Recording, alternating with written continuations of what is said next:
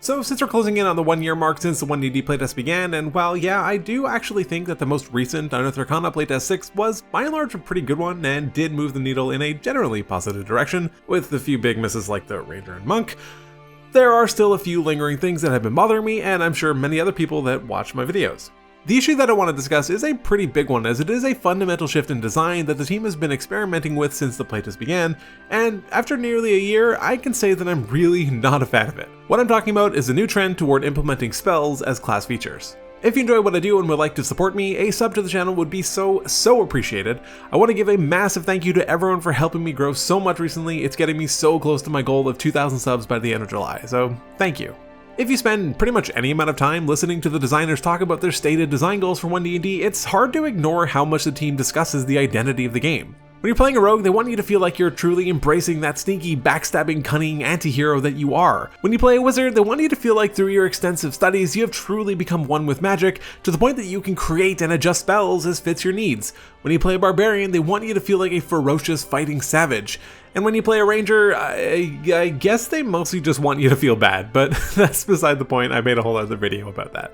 The point I'm trying to make is that they are making a big deal about class identity and how it feels to play each class, and to be perfectly clear, I think that this is a wonderful but ambitious design goal. The problems arise when many of the decisions that they are making don't really align with that stated goal. Class identity is critical to the game. Right now we have 13 classes, if you count the Artificer. 13 classes is not an insignificant amount. The thing is though, the only reason to create a new class rather than a subclass is if you've determined that the new class that you are designing truly fits a unique aesthetic or design goal and can play so mechanically and narratively different than anything else that already exists that it necessitates its creation. Creating a new class is a big deal because it impliedly is telling the player that class E is fundamentally different from classes A, B, C, and D, because if it isn't, then what's the point of its existence? If I can be a better monk by playing a College of Dance bard, then why does the monk class even exist? And I don't just mean better in terms of power, I'm also referring to things like flavor and narrative as well.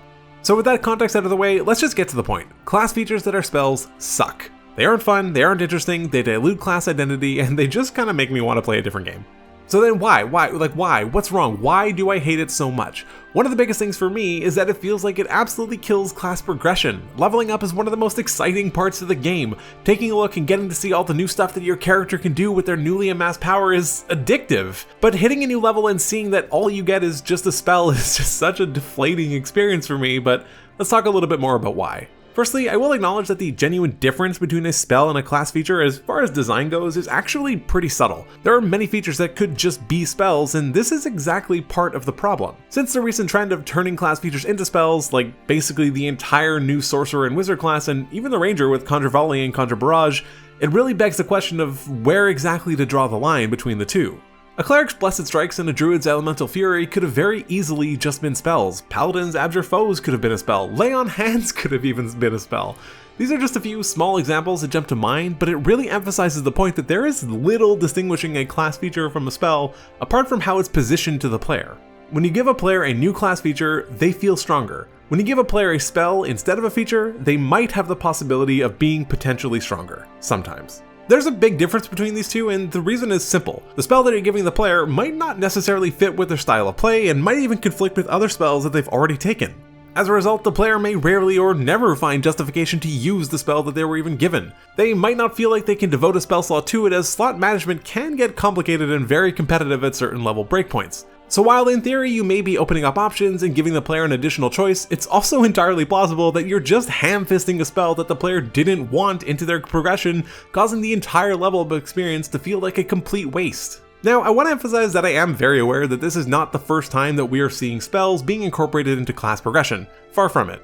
Paladin's Oath spells, Cleric's Domain spells, Warlock's Expanded Spell List to a lesser extent, these were all examples of this type of mechanic already existing in 5th edition, but they had some fundamental differences. Firstly, these all came with subclasses and were not baked into the main class itself. This allowed the designers to help sculpt the flavor of the subclass through the spells that were offered to you or your expanded spell list. Secondly, when you initially received the feature upon taking your subclass, you almost always got at least 2 spells.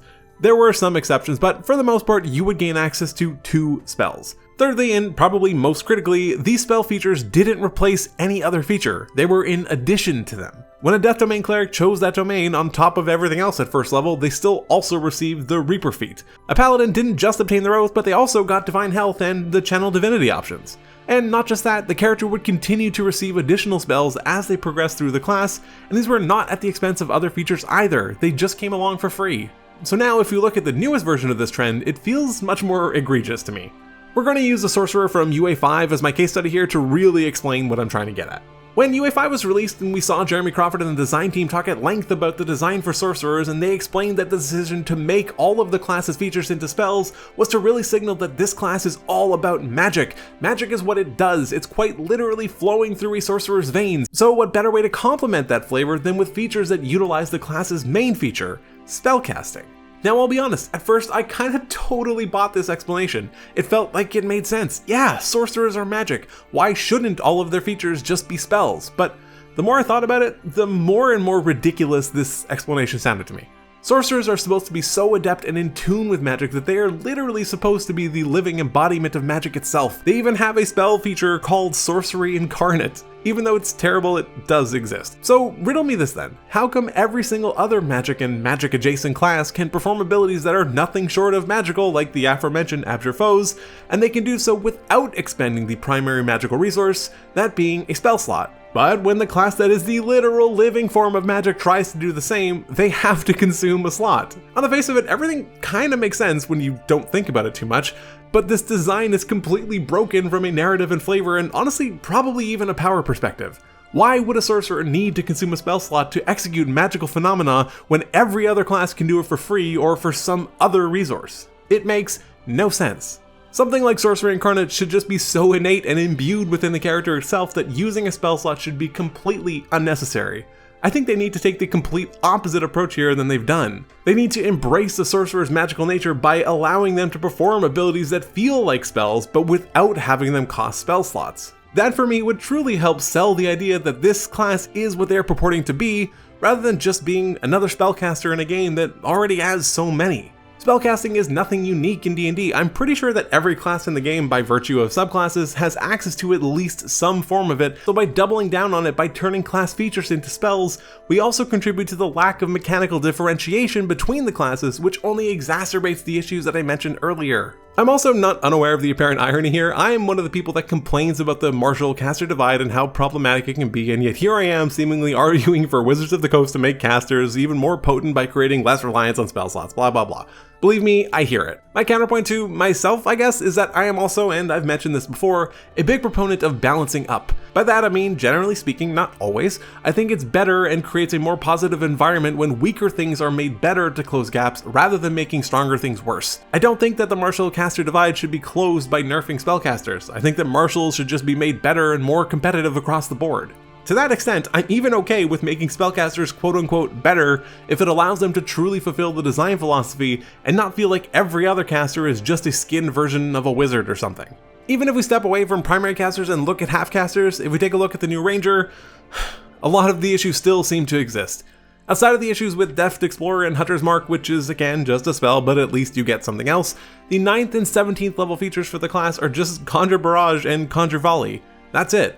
Nothing else. Yes, admittedly, the versions present in Playtest 6 are better than their 2014 counterparts, but 2 spell features that grant nothing interesting in relation to that spell is just boring. I still have to use my extremely limited amount of spell slots on them, so now I'm either going to potentially ignore the spells that I did choose and wanted to have, or I'm going to ignore the spells that I got for free, so in either case, your level up feels largely irrelevant and inconsequential. You could argue that it's just creating additional options, which might be true, but also it might not, since Conjure Barrage so vastly outclasses any other 3rd level primal spell, it effectively closes design space since you're far less inclined to use other spells like Lightning Arrow. There's so many potential impacts of this seemingly innocuous decision even. Spell features can also potentially limit the strategic depth that exists within the game. By continuing to add more and more of these and baking them into base classes, it can continue to create an over-reliance on spellcasting mechanics, which can lead to an even greater overshadowing of martial combat and other specializations that we already have in the game today. Class features have allowed for far more innovative and thematic abilities, and to offer styles of play which may be unique to that class. It can help create some additional points of differentiation through class-specific resources that require the player to balance multiple things simultaneously, or consider their positioning, and even how monsters will interact with the characters. The fact that a sorcerer's core class features can simply be counterspelled is a travesty beyond words. When it comes down to it, I can actually understand why Wizards of the Coast wanted to experiment with these ideas. I just really hope that they abandon it here at the design stage. These types of features really stifle design creativity, and rather than help shape class identity, it dilutes it to a point where the classes that are built around magic don't feel any more powerful for it, and in some cases, feel worse than the other classes that don't identify as strongly with magic. It makes class progression feel unrewarding and not nearly as meaningful, and it just feels so much less fun. If you enjoyed this video, consider subscribing to help me hit my goal of 2,000 subs by the end of July. Check out some of my other 1D&D videos, and take care.